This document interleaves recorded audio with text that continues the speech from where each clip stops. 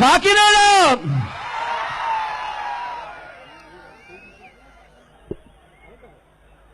బాగా ఆలస్యమైనప్పటికీ ఏ ఒక్కరి ముఖంలో కూడా చికాకు అనేది కనిపించకుండా ఇంటికి వెళ్ళిపోవాలి అన్న ఆరాటం ఏ ఒక్కరి ముఖంలో కూడా కనిపించకుండా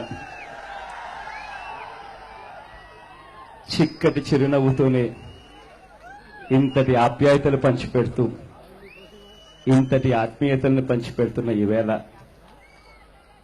ప్రతి అక్క ప్రతి చెల్లెమ్మకు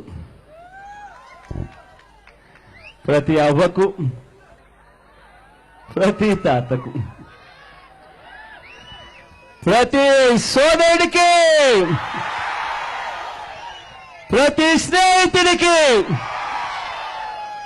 మీ అందరి ప్రేమానురాగాలకు ఆప్యాయతలకు చేతులు జోడించి శిరస్సు వంచి పేరు పేరున హృదయపూర్వకంగా కృతజ్ఞత తెలుపుకుంటా ఉన్నా.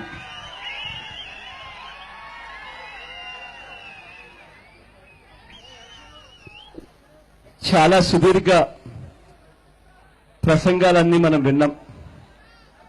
నాకన్నా ముందు మైకు పుచ్చుకొని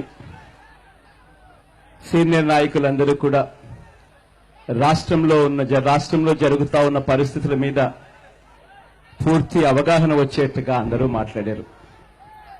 కాబట్టి ఎక్కువసేపు నేను మాట్లాడను. ఒకే ఒక్క విషయం మాత్రం చెప్తాను. ఇవాళ మనం పోరాటం చేస్తా ఉన్నాం. ఇవాళ పోరాటం ఎవరితో చేస్తా ఉన్నాము అనంటే ఒక అబద్ధాల కోరు, ఒక మోసం చేసే వ్యక్తితో పోరాటం చేస్తా ఉన్నాం.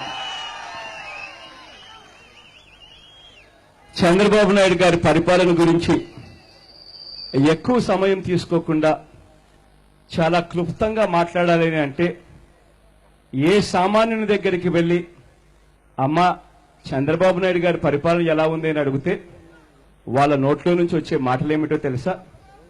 అన్నా రుణాలన్నీ పూర్తిగా మాఫీ చేస్తానన్నాడన్నా, మోసం చేశాడన్నా అంటారు రైతులందరూ.